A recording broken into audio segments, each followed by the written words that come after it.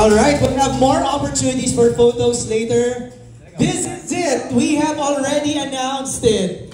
2 big projects, collaboration ng Reality Entertainment and CCM Productions. Papatiin muna natin sila. Sir Dondon, good morning po. Please greet everybody. Good morning. Thank you for coming dito sa event namin. Very excited kami to announce this partnership. No? It's been brewing for quite some time. So I'm just happy to be here with everyone. Gusto ko yung brewing for quite some time. Mamaya, pag-uusapan natin yan. Direk Eric, good morning! Good morning! Morning everyone. Nice to see you all. Kanina umuulan-ulan. Nakala ko, sabi ko, oh no. Baka madilim masyado, mahirap pumunta lahat. But everyone's here. Thank you very much for coming. The rain won't stop this special project announcement. And of course, Coco Martin. Coco, good morning! Good morning po. Maraming salamat po sa lahat ng aming mga kasama sa industriya na nandito po ngayon. Thank you so much po sa pagsuporta ninyo at isang malaking karangalan po na magsama-sama tayo ngayong araw na to. Maraming salamat po. Simulan na natin ang kwentuhan. We have our friends from the press ready to ask their questions. Pero I'll throw in muna the first one. Kuya Dondo, sabi mo kanina, this has been brewing for quite some time. Paano ito nagsimula? Well, actually, matagal na nag-uusap kami ni Eric na gusto namin magtatrabaho sa Coco. Okay. Tapos, nagkikita-kita sila in some gatherings, di ba, na pagkwento. So happened yung first year ng mom ko na anniversary ng death anniversary na after the mass. Kita ko si Leia Calimero. Okay. Diba? Sabi ko, Leia, baka naman pwedeng i-meet mo na. Kasi before that, sabi na ni Eric, ba't parang yung industry doon di pareho pag nawala na si Mother Lily? Diba? During that time. So, tama-tama, siguro after the mass, kung nakita ko sila yan, sabi ko na yun, pakiset naman kay Coco. Gusto namin talaga makatrabaho si Coco. Yun na yun. Doon na nanganak, dire-diretso na. Nagsimula ng mag-roll yung ball, ika ka, Yes. diba? Yes. Direk Eric, nakita namin sa pa-teaser yung 2 big titles, no? On the Job Maghari and May Pag-asa. What can you share doon sa mga proyektong itong na-offer kay Coco? Noong nag-meeting kami, we brought with us several ideas, but none of them were this one. Oh. And then, so meron na kami na-approve, meron na kami napili, meron na siya mga gusto. And then eventually, sa haba ng lunch namin, ang dami namin na pag-usapan, we ended up deciding on these 2 titles instead. No? So, Maghari is the story of Joel's character, Tatang, in On the Job, but how he ended up in prison. Right. So it's set in the 1990s, and it's the story of Tatang, Mario Maghari, and how he finds a way to protect his family, and eventually, in protecting the family, he ends up going to prison. And then the other one, Bonifacio, both of these we started with, nung pinag-usapan namin yung concepts una, we started with kind of humble projects. Okay. Na okay naman kay Coco, di ba? But then, when we started discussing this, we realized, I think, for such a partnership na ganito kalaki, we had to choose a much bigger project to go with it. No? So we ended up with On the Job and then Bonifacio. Sa Bonifacio naman, it's scary to do a historical parang biography of a person. Mainly because it's open to everyone's opinion about it, what they learned in school. Historians would also have their ways of telling the story. But this one, tanggalin natin yun. We are just excited to tell the story of Bonifacio because his story is really, really interesting. And it speaks about the times now, ang nangyayari sa bansa natin, ang nangyayari sa kanya dati, up to now, is still happening.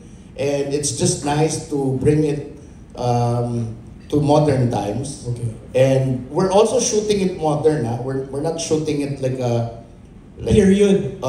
It's period, pero we're not shooting it na parang we're using rock music, we're using we're updating it because it really is about what's happening now. Okay. Coco, paliwanag ka. Ang iyong reaction when this partnership was presented to you? Actually, para sa akin, napakahabang kwento na ito kasi nung araw, nung napanood ko yung OTJ, yung Bypass, sabi ko, sino bang lalaki o artista hindi pa pangarapin na makagawa ng ganung klaseng proyekto at makatrabaho si Direk Eric Mati at si Sir Don Don. Nung ina-analyze ko siyang ganun, honestly, syempre bilang artista, naghihintay ka na sana mapansin ka. Totoo ba? Mapansin ka, mabigyan ka ng pagkakataon, makonsider ka nila na sa isa sa mga project nila na... Sana makas naman ako. Oo, honestly, lahat ng mga kasama kong artista lalaki talagang sobra kaming, yung pinanood namin yung Bypass kay OTJ. Kami, actually, nung pinanood namin yung Bypass, ni-record ko lahat ng mga production ko. Nanood kami sabay-sabay. Ganun talaga sa UP Town pa noon, pinanood talaga namin. Kaya nung sabi ko nung sarili ko na nag-aabang ako na sana mapansin nila ako. Pero hindi nila ako tinatawagan. Hanggang gumawa na sila ng OTJ2, ganyan. Sabi ko, dumating na sa pagkakataon, sabi ko sa sarili ko talaga na baka hindi pa ako enough. Baka siguro sa mata ko, kaya ko kahit paano makapag-action, makapag-drama, maka-arte ng konti. Pero siguro, kanya-kanya panlasa di ba? Sabi ko, baka siguro sa panlasa ng Direk Eric sa ni Sir Don Don, baka hindi pa ako enough.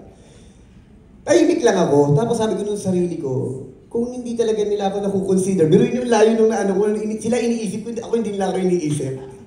Sabi ko ganun sa sarili ko, kung hindi nila ako nakikitaan ng potensyal o ng kakayanan para gumawa o maging part ng movie nila, sabi ko, bakit hindi ako na lang ang gumawa ng isang proyekto na para baka sakali, di ba, na makagawa rin ako ng mga ginagawa nila.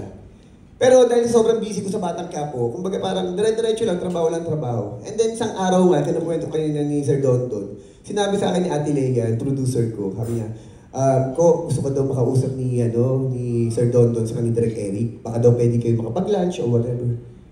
Kinilabutan na ako noon. Kasi siyempre, honestly, hindi ko sinasabi, ang tagal kong hinintay ito. Ang tagal kong pinangarap na makatrabaho sila. And then after that, sabi ko, sige. Sabi ko, kahit sobrang busy ko talagang ginawan ko ng time. Kaya may creative ako noon. Sabi ko, pwede ba mga 11 a.m. or 10 a.m. or 11 a.m. Punta agad ako doon. Tapos dumating kami, una kami dumating, tapos dumating si Sir Don Don. Wala pa si Direk Eric. Sabi ko ganun, kukwentuhan kami ganun. Kinuwento ko sa kanya, inamin ko. Sabi ko, alam mo, Sir Don, namin ko sa inyo. Ang tagal ko nang hinihintay na sana makonsider nyo ako sa mga projects sa mga ginagawa nyo. Kasi syempre, sabi ko nga, hindi lang sa Pilipinas hanggang sa buong mundo, talagang alam mo yung na-appreciate ng mga tao yung ginagawa nating mga Pilipino. Kasi napakahusay at napaka-talented talaga ng mga Pilipino. At pinagdaanan ko rin yan before, nung nasa indie films pa ako. Tapos ngayon na, nandito na ako sa mundo ng teleserye, ng action, syempre nangangarap ka na makagawa rin ng isang pelikula na alam mo mapagmamalaki mo. And then nung nagkukwento kami ni Sir Don Don, may mga projects silang gustong i-pitch sa akin na iba. At nakinig naman ako. Kwentuhan lang kami, nakinig ako ganun. Honestly, ang gaganda ng project na pinipitch nila sa akin.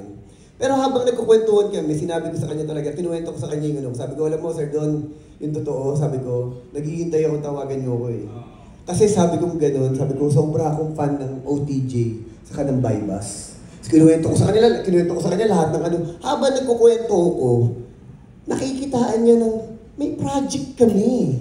May OTJ kaming gagawin eh. And then siguro kapag nagkukwento ko, nakikita sa akin ni Sir Don Don na, pwede siya eh. Pwede siya dun sa concept namin. Kwento. And then after that, kung ano na napagkwentuhan namin, sabi ko, alam niyo po, fan din ako ng Mineral Luna, ng mga ginagawa natin ganyan. Sabi ko, nakaka-proud kasi kaya na natin gumawa ng mga ganun eh. Yung pala may project din sila ng Bonifacio. Pumapasok lahat ng mga napagkukwentuhan namin. And then after that, dumating si Direk Eric, napagkwentuhan lahat ng ano, tapos nag-present sila ng project.